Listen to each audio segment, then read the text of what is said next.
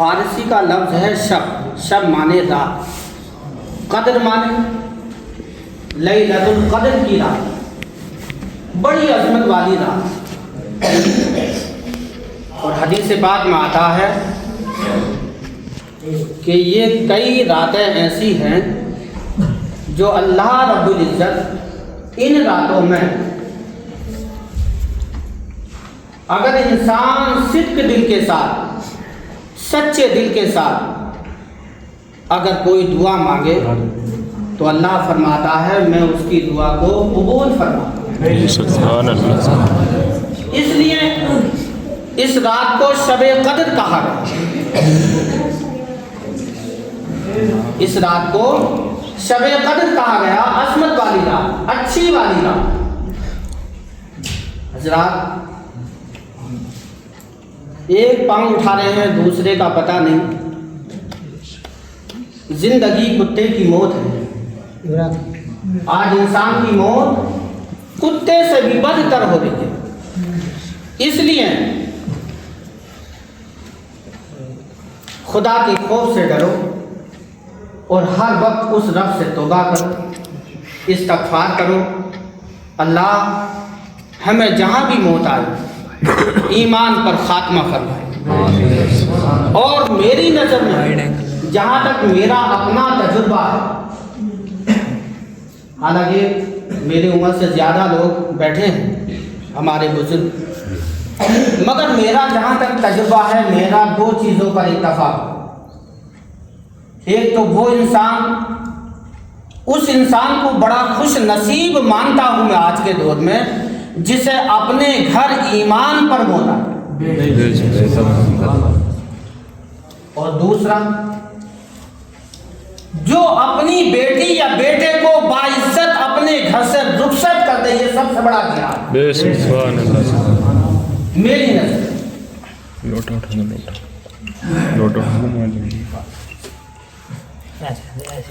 بہرحال حضرت میں زیادہ لمبا عرصہ نہیں لوں گا کیونکہ خطیب صاحب کا کہنا صرف 10 منٹ. اپنی تقریر کو مختصر وقت میں لپیٹ دوں گا. قرآن فرماتا شہر رمضان الذی انزل فی القرآن، کیونکہ مجھے جو ٹائم ملا وہ آج ملا. پورا رمضان نکل گیا، آپ نے بھی خوب شور شرابہ کیا. پہلے یہ فتح پور گارے کے نام سے جانا جاتا، گارا گاؤں پہلے گارے کے نام سے جانا جاتا تھا. مگر میں آج آپ لوگوں کی اپنے یہاں چاندپور میں بہت تعریف کرتا ہوں. من کا نمازی ہیں تو فتح پور میں ہیں، کیونکہ انشاءاللہ 2 جماعتیں گھٹی نہیں ہیں، بڑی تو ہیں گھٹی نہیں. یہ اچھی بات. نوجوان طبقہ چاہے انہوں نے شور شرابہ کیا، آرے سمجھے، مگر انہوں نے شور و گل تو کیا مگر وہ لگے رہے. نمازی بھی ہیں. اللہ ان نوجوان طبقے کو زیادہ سے زیادہ شوق پیدا ہو. حضرات بڑی خوشی کی بات ہے کہ رمضان المبارک کا مہینہ، رمضان المبارک کا مہینہ یعنی رمضان کا مہینہ جس میں قرآن نازل ہوا. رمضان کے مہینے میں ہی تو قرآن نازل ہوا. تمام صحیفے اترے آسمان سے، تمام کتابیں اتری. توریت بھی آئی، انجیل بھی آئی، زبور بھی آئی. تمام آسمانی کتابیں اللہ نے نازل فرمائی. مگر کسی کتاب میں یہ نہیں لکھا کہ میں نے تجھے فلاں مہینے میں نازل کیا یا فلاں وقت میں نازل کیا. مگر اللہ نے جب قرآن نازل فرمایا تو فرما دیا شہر رمضان الذی انزل فیہ القرآن، رمضان کا وہ مہینہ جس میں تجھے نازل فرمایا. اور ربیع الاول کا وہ مہینہ جس میں صاحب قرآن تشریف لائے. ہمارے نبی کس مہینے میں تشریف لائے؟ ربیع الاول کے مہینے، جسے ہم ربیع النور بھی کہتے ہیں. حالانکہ ایک اپنی مادری زبان میں ہم 12 وفات کہتے ہیں، حالانکہ یہ جملہ غلط ہے. 12 وفات کے معنی ہے انتقال کر جانا. کیونکہ اللہ کے رسول پیدا ہوئے ربیع النور کے مہینے میں، ربیع الاول کے مہینے میں. دن سوموار کا یعنی پیر کا وقت، صبح صادق کے وقت. ایک دفعہ حضرت موسیٰ علیہ نبینا علیہ السلام نے رب کی بارگاہ میں یہ التجا کی، رب قدیر تو نے تمام زمین و آسمان بنائے، تمام جہان کو پیدا فرمایا، کس کے صدقے؟ ایک نبی کے صدقے۔ تو پتہ اللہ نے کیا فرمایا؟ اے موسیٰ اگر میں نبی کو، اپنے نبی کو یعنی نور محمدی کو اگر پیدا نہ کرتا تو میں کچھ بھی پیدا نہیں کرتا، اور اے موسیٰ میں زمین و آسمان ہی نہیں بلکہ اپنی ربوبیت کو بھی ظاہر نہیں فرماتا، اور اے موسیٰ میں نے تمہیں جو پیدا کیا یہ بھی میرے نبی کا صدقہ ہے، یہ بھی میرے نبی کا صدقہ ہے۔ حضرات بڑے خوش نصیب ہیں۔ حدیث پاک میں آتا ہے جب انسان اپنے گھر سے ارادہ کرتا ہے میں مسجد کی جانب جا رہا ہوں، جب ارادہ کرتا ہے میں مسجد کی طرف جا رہا ہوں، اور مسجد کے جب پہلے دروازے کی سیڑھی پر قدم رکھتا ہے تو پڑھتا ہے اللہم افتح لی ابواب رحمتک۔ پڑھتے ہو نہیں پڑھتے؟ مسجد میں داخل ہونے کی دعا پڑھتے نہیں پڑھتے؟ اللہم افتح لی ابواب رحمتک، اے اللہ میرے لیے رحمت کے دروازے کھول، اے اللہ میرے لیے رحمت کے دروازے کھول۔ حضرات اب وہ کسی دنیا داری کی پناہ میں نہیں ہے بلکہ اللہ کی پناہ میں آ چکا ہے۔ اب اللہ اس کے لیے رحمت کے دروازے کھول دیتا ہے۔ جب رحمت کے دروازے کھول دیے اندر داخل ہو گیا، وضو کرنے کے لیے بیٹھ گیا۔ عزیزان محترم تاریخ بتاتی ہے جب وضو کرتا ہے تو 4 فرشتے جنت سے ایک چادر لاتے ہیں اور اس وضو کرنے والے کے اوپر ڈھانپ لیتے ہیں۔ جب ڈھانپ لیتے ہیں تو عزیزان محترم تاریخ بتاتی ہے وضو کے درمیان بولنا نہیں چاہیے۔ اگر وہ انسان وضو کے درمیان بولا، میری چھوٹی چھوٹی باتیں ہیں، انہیں بڑے غور سے اپنے دماغ میں رکھنا ہے، اور انہیں اگر انشاءاللہ 2 آدمیوں نے بھی انہیں دماغ میں رکھ لیا تو انشاءاللہ اس کا بھی بیڑا پار ہو جائے گا اور میرا کہنا بھی کامیاب ہو جائے گا۔ عزیزان محترم جب وہ وضو کرنے کے لیے بیٹھ جاتا ہے تو وضو جب کرتا ہے اور وہ وضو کے درمیان ایک دفعہ اگر بول گیا تو ایک فرشتہ اس چادر کے کونے کو چھوڑ کر چلا گیا۔ دوسری مرتبہ وضو کرتے وقت بول گیا تو دوسرا فرشتہ چھوڑ دیتا ہے۔ اگر 4 مرتبہ بول گیا تو 4 فرشتے چھوڑ کر چلے جاتے ہیں۔ اس لیے پتہ یہ چلا کہ وضو کے درمیان بولنا نہیں چاہیے۔ عزیزان اب وضو سے فارغ ہونے کے بعد اب وہ مسجد میں داخل ہوتا ہے، رب کی بارگاہ میں حمد و ثنا بیان کرنے کے لیے مسجد کی صف پر کھڑا ہو جاتا ہے۔ عزیزان محترم تاریخ بتاتی ہے اس کے گناہوں کی پوٹلی سر پر رکھ دی جاتی ہے۔ اب وہ پڑھتا ہے سبحانک اللہم و بحمدک و تبارک اسمک و تعالی جدک ولا الہ، الحمد شریف پڑھتا ہے، اس کے ساتھ سورت ملاتا ہے، اللہ اکبر کہتا ہوا رکوع میں جاتا ہے۔ رکوع میں جانے کے بعد کیا پڑھتا ہے؟ سبحان ربی الاعلی، سبحان ربی الاعلی، اللہ اکبر کہتا ہوا سجدے میں چلا گیا۔ کیا کہتا ہے؟ سبحان ربی الاعلی، اے رب تو ہی اعلیٰ ہے، اے رب تو ہی اعلیٰ ہے، اے رب تو ہی بڑا ہے، تجھ سے بڑا کوئی نہیں، تجھ سے بڑا کوئی نہیں۔ کیا میرے کہنے سے بڑا ہو جائے گا؟ کیا میرے کہنے سے بڑا ہو جائے گا؟ نہیں، تمہارا محتاج نہیں ہے۔ فرشتوں نے کہا اے اللہ تو دنیا کو کیوں پیدا کر رہا ہے، آدم انسانیت کو کیوں پیدا کر رہا ہے؟ تیری عبادت کرنے والے تو ہم ہی کافی ہیں، کیا ہمارا بڑا کہنے سے رب بڑا ہو جائے گا؟ نہیں، قرآن فرماتا قل هو اللہ احد، اللہ ایک ہے، وحدہ لا شریک، اس کا کوئی شریک نہیں ہے، اس کا کوئی شریک نہیں ہے۔ اب وہ انسان پڑھتا ہے سجدے کی تسبیح پڑھتا ہے سبحان ربی الاعلی، سبحان ربی الاعلی، سبحان ربی الاعلی۔ عزیزان محترم رب کی رحمت جوش میں آتی ہے، اور جوش میں ایسی آتی ہے کہ اس کے گناہوں کی پوٹلی جو اس کے سر پر رکھی ہوتی ہے اب وہ گناہوں کی پوٹلی اس کے سر سے گر جاتی ہے۔ عزیزان محترم جب سر سے گر جاتی ہے اللہ اکبر کہتا ہوا کھڑا ہو جاتا ہے۔ عزیزان محترم جب کھڑا ہوتا ہے تو فرشتے اس کے گناہوں کی پوٹلی کو دوبارہ رکھنا چاہتے ہیں، رب کا حکم صادر ہوتا ہے، رب فرماتا ہے اے فرشتوں اب گناہوں کی پوٹلی مت رکھو، اے فرشتوں اب گناہوں کی پوٹلی مت رکھو، کیونکہ اس نے میرے آگے سر جھکا دیا ہے۔ جب اس نے میرے آگے سر جھکا دیا ہے تو اب کسی کسی غیر کے آگے اس کا سر نہیں جھکے گا، غیر کے آگے اس کا سر نہیں جھکے گا۔ میری عزت کو قسم ہے، میں اب اس کے گناہوں کی پوٹلی اس کے سر پر نہیں رکھ سکتا، کیونکہ اس نے میری تسبیح پڑھ دی ہے، سبحان ربی الاعلیٰ، اے رب تو ہی آتا ہے۔ عزیزان محترم، اسی لیے قرآن فرماتا ہے ہم نفلی نماز پڑھتے ہیں، فرض کا ثواب ملتا ہے۔ اس رمضان المبارک کے مہینے میں الف لام میم کتنے لفظ ہیں؟ 3 لفظ۔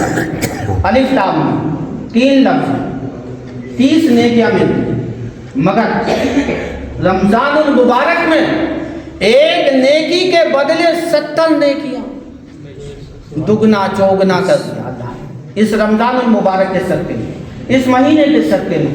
پورا رمضان المبارک نکل گیا، آخری عشرہ چل رہا ہے، رحمت، برکت، مغفرت، آخری عشرہ چل رہا ہے۔ حضرات، اللہ 70 نیکیاں پیدا کرتا ہے۔ جب ایک نیکی کے بدلے 70 نیکیاں دیتا ہے تو ایک گناہ کے بدلے بھی 70 گناہ دیتا ہے، یہ بھی یاد رکھیں۔ عزیزان محترم، ایک نصیحت اور کرتا چلوں، وضو کے اندر، غسل کے اندر کتنے فرض ہیں؟ 3۔ کتنے فرض ہیں؟ یہ نوجوان طبقہ زیادہ دھیان دیں، ہمارے بڑے بوڑھوں کی تو بیچ گئی، ہمیں اپنی آنے والی نسل کو اچھا کرنا ہے۔ اے بچوں، تم نے بہت شور شرابہ کیا ہے۔ 3 فرض ہیں غسل کے اندر۔ پہلا، غرارہ کرنا، مگر غرارہ کرنے سے پہلے ایک چیز اور بتا دوں، شرع میں شرم نہیں رکھنی چاہیے۔ مثال کے طور پر اگر ہم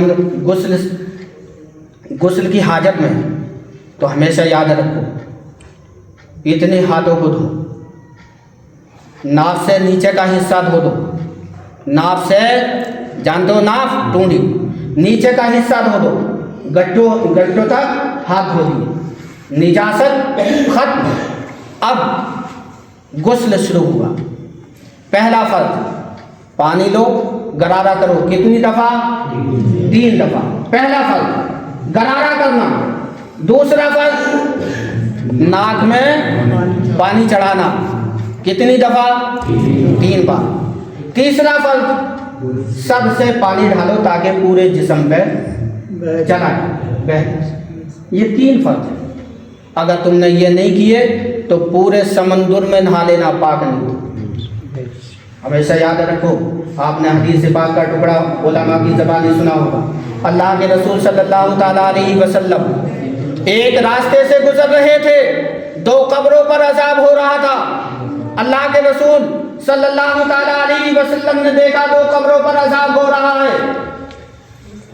صحابہ سے عرض کی، صحابہ سے ارشاد فرمایا، صحابہ ایک شاخ لاؤ، ایک پیڑ کی ایک ٹہنی توڑ کر لاؤ۔ اللہ کے رسول نے اس پیڑ کی ٹہنی کی 2 چیر کیے، 2 حصے کیے، دونوں قبروں پر رکھ کر چلے جاتے۔ جب چلے گئے، واپسی تشریف لائے، صحابہ نے پوچھی، یا رسول اللہ، آپ نے ان قبروں پر عذاب ہو رہا تھا، آپ نے ایک پیڑ کی شاخ کو توڑا اور دونوں ٹہنیوں کو الگ الگ دونوں قبروں پر رکھ دیا، آخر اس کی وجہ کیا ہے؟ اللہ کے رسول فرماتے ہیں، صحابہ سنو، صحابہ سنو، دونوں قبروں پر کیوں عذاب ہو رہا؟ اس قبر والے پر عذاب اس لیے ہو رہا تھا کہ یہ ناپاک رہتا تھا، کھڑے ہو کر پیشاب کرتا، یہ ناپاک رہتا تھا، کھڑے ہو کر پیشاب کرتا تھا، حاجت سے فارغ نہیں ہوتا تھا۔ عزیزان محترم، صحابہ نے عرض کی، یا رسول اللہ، دوسری قبر پر؟ اللہ کے رسول نے فرمایا، دوسری قبر پر اس لیے عذاب ہو رہا تھا، وہ چغل خور، اور جو چغل خور ہوتا ہے، حدیث پاک میں آتا ہے، وہ انسان ایسا ہوتا ہے جیسے اپنے مرے ہوئے بھائی کا گوشت کھائے۔ حضرات، اس لیے میرا کہنا یہ ہے کہ اپنے جامے سے پاک رہو، کہیں بھی پیشاب کرو، استنجا کرو، ڈیلے سے کرو، پانی سے کرو، کپڑے سے کرو، کسی بھی چیز سے کرو، جامے سے پاک رہو۔ موت کا کوئی پتہ نہیں کب موت کا فرشتہ آ جائے، اسرائیل کب تمہیں پکڑ لے، یہ بات میری گانٹھ باندھ لینا، ہمیشہ پاک رہو۔ اللہ سے دعا ہے، مولا ہمیں پاکی کی حالت میں ایمان پر خاتمہ کرے۔ عزیزان محترم میرا وقت ہو چکا ہے. اللہ تبارک و تعالیٰ نے اگر زندگی ہماری اور آپ کی رکھی انشاءاللہ پھر ملیں گے. اور بڑی خوشی کی بات ہے کہ مجھ بد نصیب کو یہ مقام ملا کہ میرا پڑوس تھا اور مجھے یہاں قرآن سننے کا موقع ملا. آپ لوگ میرے دیکھے ہوئے ہو, میں آپ کا دیکھا ہوا ہوں. میں تو اسی بات پر بہت فخر ہے مجھے. لوگوں سے ذکر بھی کرتا ہوں, آپ لوگ میرے دیکھے والے, میں آپ کا دیکھا والا. بہرحال اللہ آپ کی میری زندگی سلامت رکھے. استغفر اللہ ربی من کل ذنب واتوب الیہ. لا الہ الا اللہ محمد رسول اللہ. السلام علیکم.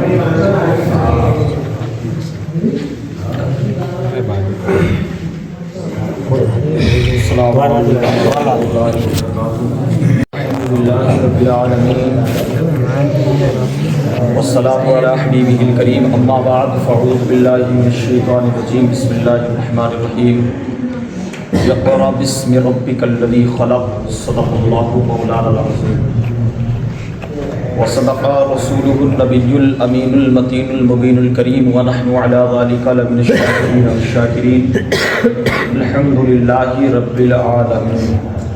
درود پاک پڑھیں. اللہم صلی علی سیدنا و مولانا محمد وبارک وسلم. صلو علیہ صلاۃ والسلام علیہ یا رسول اللہ یا حبیب اللہ صلی اللہ تعالی علیہ وسلم. آپ نے مجھ سے قبل شب قدر کے تعلق سے اور کچھ ہدایات, کچھ واعظ و نصیحت آپ نے سنی. امید ہے کہ آپ اس پر عمل کریں گے, عمل پیرا ہوں گے. دیکھیں, آج سے 27 قبل پہلے ہم نے کلام مقدس شروع کیا تھا اللہ کے فضل سے, اور یہ اللہ کا کلام ہے جس کے بارے میں آتا ہے ذالک الکتاب لا ریب فیہ. یہ وہ کتاب ہے کہ اس میں کوئی شک نہیں. اور یہ کتاب ایسی کتاب ہے کہ اللہ نے فرمایا کہ اگر ہم کسی پہاڑ پر اگر یہ کلام مقدس نازل کرتے تو یقیناً یہ ریزہ ریزہ ہو جاتا بغیر تردد کے. سمجھ رہے ہیں آپ لوگ, نوجوان طبقہ زیادہ سمجھے. آج ہم اسی قرآن سے دور ہیں. اس کا معجزہ ہے کہ ایک بندہ مصلی پر آتا ہے. اب معجزہ سنیں, پورا دن روزے سے, پورا دن روزہ ہوتا ہے, جانتے ہو آپ, پورا دن اس کا روزہ ہوتا ہے. اور یوں تو پورا دن روزہ رکھ کے پورا دن کوئی بول نہیں سکتا, لیکن یہ کلام مقدس کا معجزہ ہے. پورا دن پڑھتا بندہ, پورا دن پڑھتا ہے, اور جب مصلی پر کھڑا ہوتا ہے تو اسی جلال کے ساتھ کھڑا ہوتا ہے, اسی جلال کے ساتھ کھڑا ہوتا ہے. جب وہ مصلی پر تراویح پڑھانے کے لیے کھڑا ہوتا ہے تو یہ معجزہ نہیں ہے. لیکن فرمایا اللہ نے کہ اگر ہم پہاڑ پر اس کو نازل کرتے, پہاڑ پر اگر ہم بھیجتے تو پہاڑ ریزہ ریزہ ہوتا. لیکن جزاک اللہ خیرہ, لیکن اللہ نے اپنے بندے اور ہمارے رسول صلی اللہ تعالی علیہ وسلم پر یہ نازل کیا. اور یقیناً جب نازل کیا نا, جب حضرت جبرائیل امین اقرا لے کر کے آئے, یہ سورت سب سے پہلی سورت لے کر کے آئے, تو سینہ چاک کیا گیا اور کہا محبوب پڑھو اقرا. کس سے؟ بسم ربک الذی خلق, اس رب کے نام سے جس نے تم کو پیدا کیا. اس رب کے نام سے تم پڑھو جس کو تم نے پیدا کیا ہے, اور اللہ تم کو پڑھائے گا اور امت کو آپ پڑھاؤ گے. کیا ہوا کہ حضرت صدیق اکبر کو میرے نبی نے پڑھایا, عمر فاروق اعظم کو میرے نبی نے پڑھایا, عثمان غنی کو میرے نبی نے پڑھایا, حضرت علی کو میرے نبی نے پڑھایا. اب ذرا دیکھیں, اسی طریقے سے تمام صحابہ اکرام کو میرے نبی نے پڑھایا, قرآن سکھایا, حدیث سکھائی. اس کے بعد میں صحابہ اکرام نے تابعین کو پڑھایا, اور تابعین نے ان علماء کو, ائمہ کو پڑھایا. اور اسی طریقے سے علماء سے چلتا ہوا دین یہ یہاں تک پہنچ گیا، اور یہاں تک دیکھیں بچے بچے کے سینے میں قرآن پہنچ گیا۔ قرآن اللہ کی ایک ایسی واحد کتاب ہے کہ اس کی ذمہ داری خود اللہ نے دی ہے کہ اس کی حفاظت ہم خود کریں گے۔ آج اسی قرآن سے ہمارے بچے اور نوجوان دور ہوتے ہوئے نظر آتے ہیں، حالانکہ یہ کلام مقدس ہے۔ اور سنو، ہم پڑھنے میں سب سے پہلے کون سی سورت آتی ہے؟ الحمدللہ رب العالمین، قرآن کی۔ لیکن نازل ہونے والی سورت کون سی ہے؟ اقرا، کہ تم پڑھو۔ تو یاد رکھو، اللہ رب العزت نے اقرا سورت کو نازل کر کے بتا دیا ہے لوگوں تمہیں جاہل نہیں رہنا ہے، بلکہ تمہیں آگے بڑھنا ہے، ایجوکیشن میں بھی آگے بڑھنا ہے، اور علم دین میں بھی آگے بڑھنا ہے، اور ان کفار و مشرکین کو پیچھے چھوڑ دو۔ آج جو یہ قانون کا باجا بجاتے ہیں کہ قانون قانون، لیکن یہ یہودی اور نصرانی میرے نبی سے پہلے سے بھی تھے۔ یہودی کون تھے؟ یہ حضرت موسیٰ علیہ السلام کو ماننے والے تھے۔ عیسائی کون تھے؟ یہ حضرت عیسیٰ علیہ السلام کو ماننے والے تھے۔ یہ پہلے کے ہیں، لیکن آج جو یہ آپ کو ایجوکیشن نظر آتی ہے، اس سے پہلے انہوں نے حاصل کیوں نہیں کی تھی؟ میرے نبی سے آنے سے پہلے حاصل کیوں نہیں کی تھی؟ ہاں، میرے نبی کے آنے سے پہلے کوئی دین نہیں تھا، کوئی مدرسہ نہیں تھا۔ میرے نبی آئے تب بتایا، میرے نبی آئے تو یہ ایجوکیشن آیا، میرے نبی آئے تو یہ علم آیا، اور اتنا علم آیا کہ اللہ اکبر کبیرہ میرے نبی کے صدقے میں، میرے نبی کے صدقے میں ہی اب یہ دیکھو انسان کہاں تک پہنچ گیا، اسی علم کی دولت کہاں تک پہنچ گیا جب میرے نبی کو اللہ نے پڑھایا اور نبی نے دنیا والوں کو پڑھایا، تو یقیناً دیکھو میرے نبی کا پڑھایا ہوا کہاں تک پہنچ گیا، جب جی چاہا چاند تک پہنچ گیا، اور جب جی چاہا ہوا میں اڑنے لگا۔ یہ تعلیم پہلے نہیں تھی، یہ تعلیم میرے مصطفیٰ نے عام کی ہے۔ میرے رب نے جب حکم دیا کہ اے میرے محبوب عام کر دو، اب تمام تعلیموں کے دروازے ہم تم پر کھول دیتے ہیں، لو تمام تعلیموں کے دروازے کھول دیے۔ حیران کی بات نہیں ہے کہ تمام یہ وگیانک جو ہوتے ہیں اور یہ سائنٹسٹ جو ہوتے ہیں کہ اس نے یہ کر دیا، کہاں تک پہنچے، کوئی کمال کی بات نہیں ہے۔ آپ بس بات اتنی سمجھ لیں، یہودی نصرانی اس میں بڑے آگے ہیں، لیکن میرے نبی سے پہلے بھی تھے، لیکن جب تو ان کو اتنی عروجیت حاصل نہیں تھی، اتنا بڑا مقام نہیں تھا، اتنے بڑے نہیں تھے۔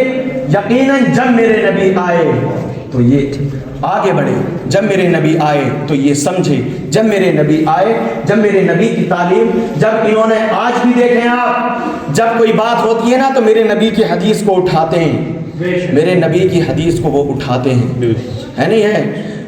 فرعون کا واقعہ چلا تھا، فرعون کا کئی سال پہلے چلا تھا، یہ فرعون کا واقعہ کیا چلا تھا کہ فرعون اللہ رب العزت کا گستاخ تھا اور نبی کا منکر تھا، حضرت موسیٰ علیہ السلام کا منکر تھا۔ لیکن یہ منکر کیوں تھا؟ اب دیکھیں ذرا، اللہ فرماتا عُتِلٍّ بَعْدَ ذَلِكَ زَنِيمٍ، کہ نبی کی گستاخی اور اللہ کی گستاخی وہی کرتا ہے جو کہ زنا سے پیدا ہوتا ہے اپنے باپ کی اولاد، کبھی بھی نبی کی اور اللہ کی گستاخی نہیں کر سکتا ہے۔ جب ان کی نظر اس پر پہنچی تو پھر فرعون کی جانچ شروع کر دی، اس طریقے سے جانچ شروع کی۔ اب ایک بال سے جانچ اس کی شروع کی تو یقیناً جب پتا چلا تو یہی پتا چلا کہ اس کا باپ کوئی اور ہے، اس کی ماں کوئی اور ہے۔ کئی سارے باپ ہیں اس کے اور ماں ایک ہے، کئی سارے باپ ہیں۔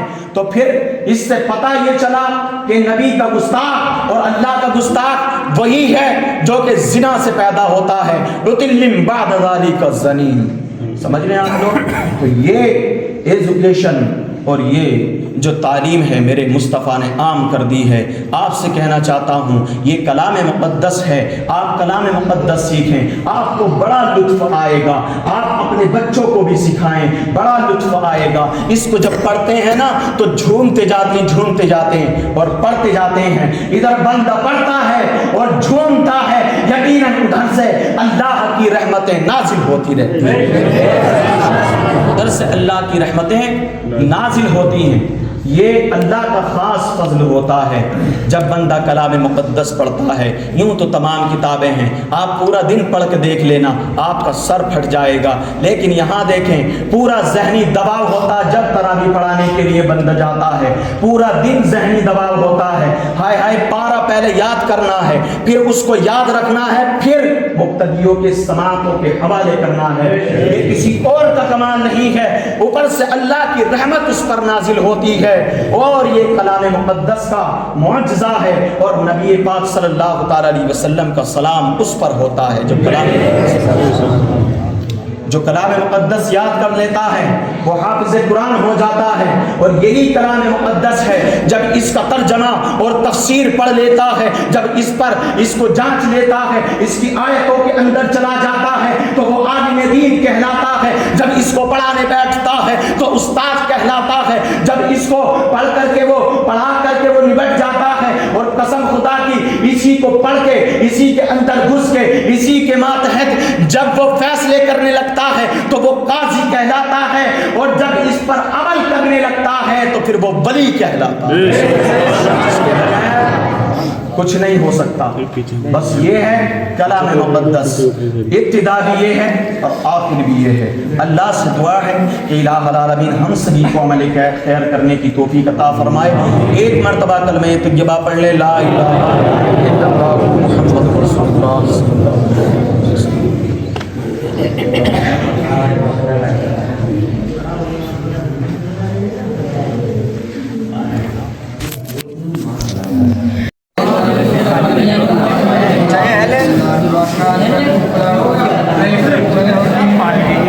پانی ہے وہ میرے پاس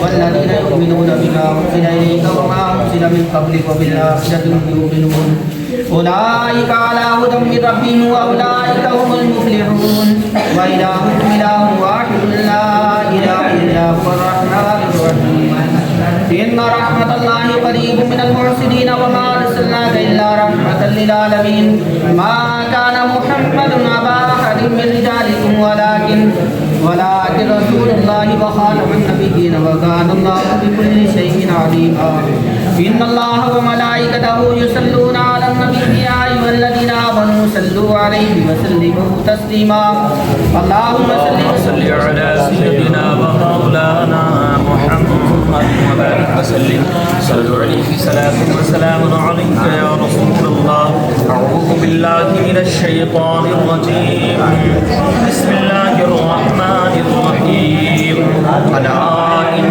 أولياء الله لا خوف عليهم ولا هم يحزنون الذين آمنوا وكانوا يتقون سبحان ربك رب العزة عما يصفون وسلام على المرسلين والحمد لله رب العالمين اللهم صل على سيدنا ومولانا محمد وبارك وسلم صلوا علیہ صلاۃ و سلام علیک یا رسول اللہ یا حبیب اللہ صلی اللہ تعالی علیہ وسلم۔ پاک پروردگار عالم تیری دی ہوئی توفیق سے الہ العالمین کلام مقدس تراویح میں پڑھا، پاک پروردگار عالم کلام مقدس کی تلاوت کرنے میں کوئی اغلاط باقی ہوں اپنی رحمت سے معاف فرما، صحیح صحیح پڑھنے کو تیری بارگاہ میں پیش کرتے ہیں تو شرط قبولیت عطا فرما۔ اس کلام مقدس کا ثواب پیارے آقا محمد مصطفیٰ صلی اللہ تعالی علیہ علیہ وسلم کی بارگاہ میں پیش کرتے ہیں قبول فرما پیارے آقا کے بعد تمامی صحابہ کرام تبع تابعین خلفائے راشدین ائمہ مجتہدین کی بارگاہ میں نظر کرتے ہیں قبول فرما الہ العالمین غوث سمدانی سیدنا شیخ عبد القادر جیلانی حضور خواجہ غریب نواز صابر پاک بابا فرید الدین قطب الدین بختیار کاکی رحمت اللہ تعالی علیہ مجمعین کی بارگاہ میں پیش کرتے ہیں قبول فرما حضور اعلیٰ حضرت حضور مفتی اعظم ہند حضور تاج الشریعہ کی بارگاہ میں پیش کرتے ہیں تو شرف قبولیت عطا فرما سلاسل کے کی بارگاہ میں نظر کرتے ہیں قبول فرما الہ العالمین تمام ہی انبیاء اکرام کی بارگاہ میں نظر کرتے ہیں قبول فرما الہ العالمین اس کلام مقدس کی برکت سے رمضان کی برکت سے جتنے بھی ماحضر حاضر ہیں سبھی کی دلی نیک جائز تمناؤں کی تکمیل فرما پاک پروردگار عالم سبھی کو روزگاری عطا فرما پاک پروردگار عالم سبھی کے کھیت کھلیانوں میں گھروں میں دکانوں میں گھروں میں عمروں میں بے پناہ برکتیں عطا فرما الہ العالمین ہندوستان کے مسلمانوں میں اتفاق زندگی گزارنے کی توفیق عطا فرما الہ العالمین ہندوستان کے مسلمانوں کو اتفاق سے رہنے کی توفیق عطا فرما پاک پروردگار عالم ہندوستان کے مسلمانوں کی بستیوں پر اپنا خاص فضل و کرم عطا فرما الہ العالمین ہندوستان میں پاک پروردگار عالم امن و سکون عطا فرما ہم سبھی کے لیے بہتر سے بہتر بادشاہ مہیا فرما پاک پروردگار عالم ہماری دعاؤں میں تاثیر پیدا فرما پاک پروردگار عالم اس کلام مقدس کی برکت سے ہمارے صغائر کبائر گناہوں کو معاف فرما پاک پروردگار عالم ہم سبھی کو عمل خیر کرنے کی توفیق عطا فرما عمل بد سے بچنے کی توفیق عطا فرما پیارے آقا صلی اللہ تعالی علیہ وسلم کے نقش قدم پر چلنے کی توفیق عطا فرما پیارے آقا صلی اللہ تعالی علیہ وسلم کے دست مبارک سے روز قیامت کے دن حوض کوثر پینے کی توفیق عطا فرما ہم سبھی کے مرحومین کی مغفرت فرما ان کو جنت میں اعلیٰ سے اعلیٰ مقام عطا فرما پاک پروردگار عالم جن کے والدین زندہ ہیں ان کی عمر درازی فرما جن کی انتقال کر گئے ان کی مغفرت فرما جن حضرات نے بھی ختم شریف میں حصہ لیا ہے ان وہ اپنے مقاصد آگے رکھ کر کے حصہ لیا پاک پروردگار عالم ان کے مقاصد میں کامیابی اور کامرانی عطا فرما ان سبھی حصوں کو قبول فرما پاک پروردگار عالم ہمیں بزرگان دین کے نقش قدم پر چلنے کی توفیق عطا فرما بالخصوص خاتمہ ایمان پر فرما خاتمہ ایمان پر فرما خاتمہ ایمان پر فرما خدایا بحق بنی فاطمہ کے برقول ایمان کنم خاتمہ اگر دعوتم رد کنی بر قبول منو دستدامان آل رسول اللہم صلی علی سیدنا و مولانا محمد مبارک وسلم صلو علیہ صلاة و سلام علیک یا رسول اللہ سبحان ربک رب العزت عما یصفون و سلام علی المرسلین والحمد للہ